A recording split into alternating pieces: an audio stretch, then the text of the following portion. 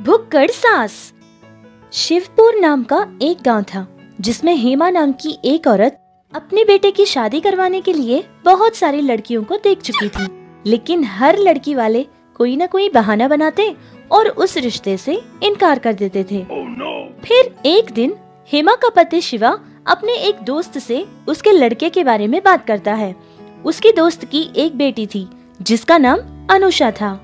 उसके दोस्त की बेटी का रिश्ता मांगने के लिए एक दिन शिवा उसकी पत्नी और उसके बेटे को उसके दोस्त के घर ले जाता है। देखो बेटी अनुषा, ये सब तो सिर्फ फॉर्मेलिटीज है। मेरे दोस्त पर मुझे पूरा भरोसा है, उसकी परवरिश पर भी।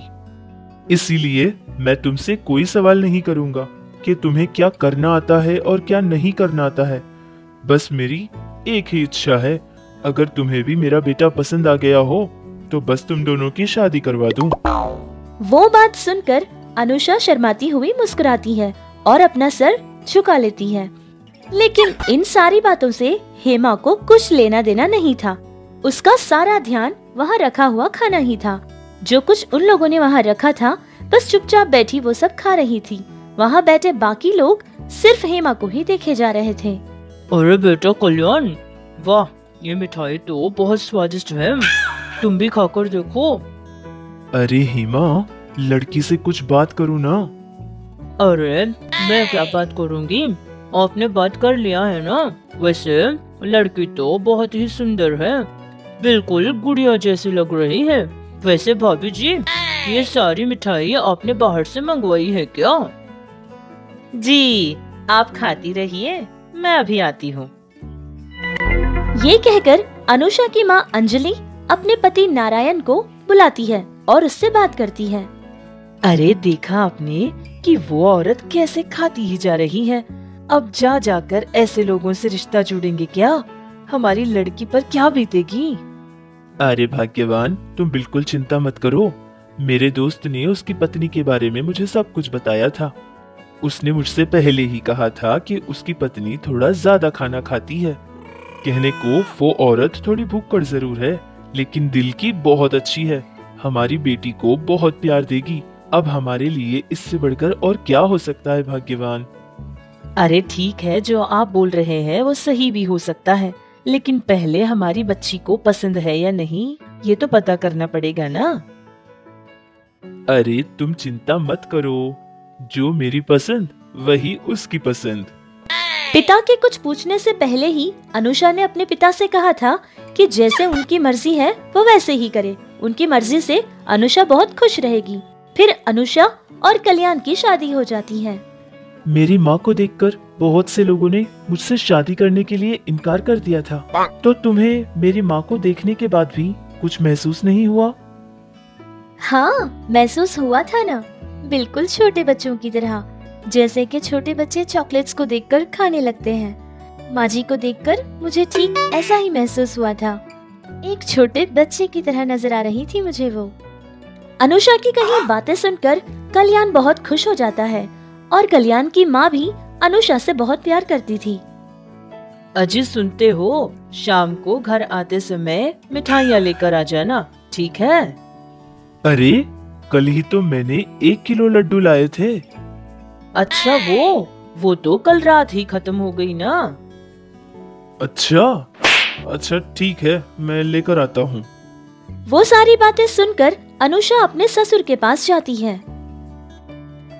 आप हर दिन माँ जी के लिए कोई न कोई मिठाई लाकर देते हैं और जो वो मांगती हैं वो सब कुछ खिलाते हैं, लेकिन ये सब उनकी सेहत खराब कर देगी ना पापा जी? अरे हाँ बेटी, लेकिन अगर मैं मिठाई लेकर नहीं आऊंगा तो तुम्हारी सास मुझ पर बहुत नाराज हो जाएगी और अपना मुंह फुलाए बैठ जाएगी। अब उसको झेलना मुझसे नहीं होगा। अरे लेकिन इतना ज्यादा खाएंगी तो उनकी सेहत खराब हो जाएगी ना पापा जी। आप एक काम कीजिए, आज के बाद आप कोई मिठाई लेकर नहीं आएंगे और मैं माँ जी से बात कर लूंगी, ठीक है? जैसा कि बहू ने कहा था वैसे ही उसके ससुर शिवा ने उस दिन कोई मिठाई लेकर नहीं आया था। अरे ये क्या, आपने कुछ नहीं लाया? मैंने कहा था ना मिठाई लेकर आने के लिए। अरे भाग्यवान, मैंने बहुत ढूंढा था, लेकिन पता नहीं आज सारे लोगों को क्या हो गया है। एक भी मिठाई की दुकान खुली ही नहीं थी। अच्छा, ठीक है, कल आते समय 2-3 तरह की मिठाइयाँ तो जरूर लाना।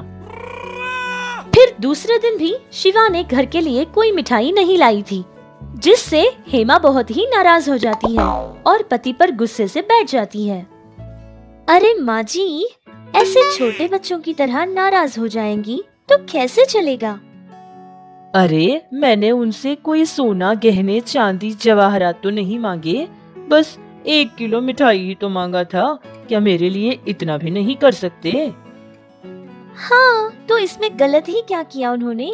आप ही के बारे में सोचकर नहीं लाया था उन्होंने, क्योंकि इतनी ज्यादा मिठाई अगर आप खा लेंगी तो आपकी सेहत खराब हो जाएगी ना माँ जी। हाँ, मुझे पता है कि आपको मिठाई कितनी अच्छी लगती है, लेकिन इतना ज्यादा मिठाई खाना आपके सेहत के लिए अच्छा नहीं है माँ जी। अनुषा की बातों से उसकी सास को कोई फर्क नहीं पड़ा था। उसके कुछ ही दिन बाद कल्याण का एक दोस्त था जिसने एक मिठाई की दुकान खोल ली थी।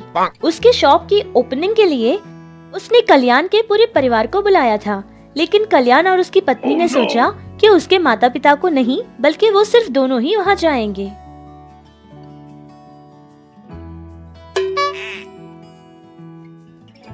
अरे यार कल्याण, आ गया तू? ये क्या, आंटी अंकल को तूने साथ नहीं लाया? वो तो उन लोगों को कुछ जरूरी काम था, बस इसलिए नहीं आए।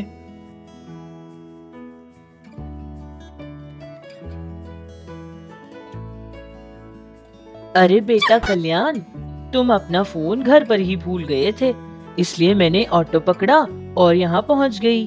अरे बेटा, तुम कैसे हो?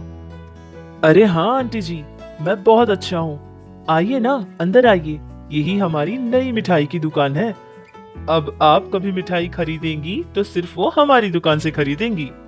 अरे हाँ हाँ बेटा, तुम तो हमारे कल्याण के बहुत अच्छे दोस्त हो ना, अब किसी और के पास हम क्यों खरीदेंगे भला?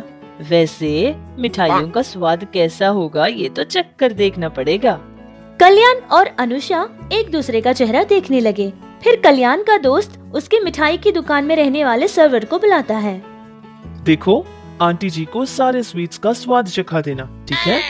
अरे यार कल्याण, मैंने यही पास ही में एक घर भी खरीदा था, चलो ना हमारा घर दिखाता हूँ। हाँ ठीक है, आप लोग जाइए, मैं यहीं पर माँ जी के साथ रहती हूँ।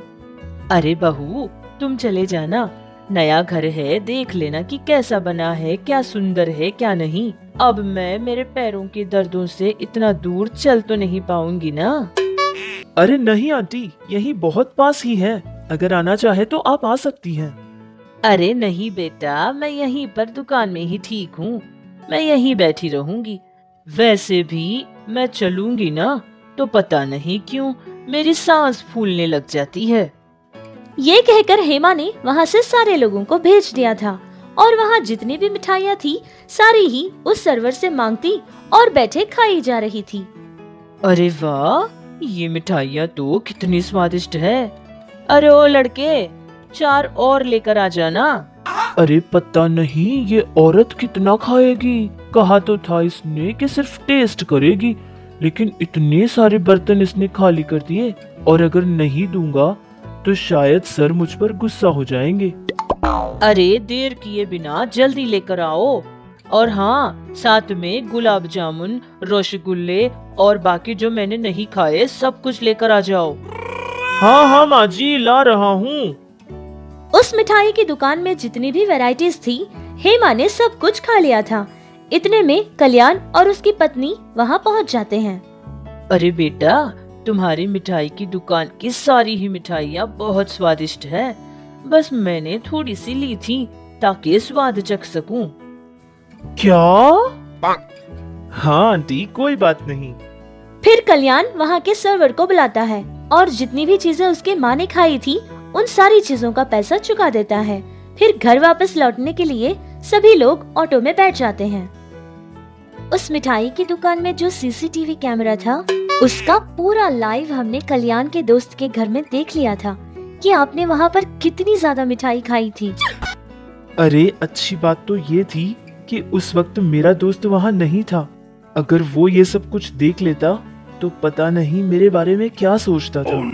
हेमा के पास उनको देने के लिए कोई जवाब नहीं था, इसलिए वो अपना सर झुकाए खड़ी हुई थी।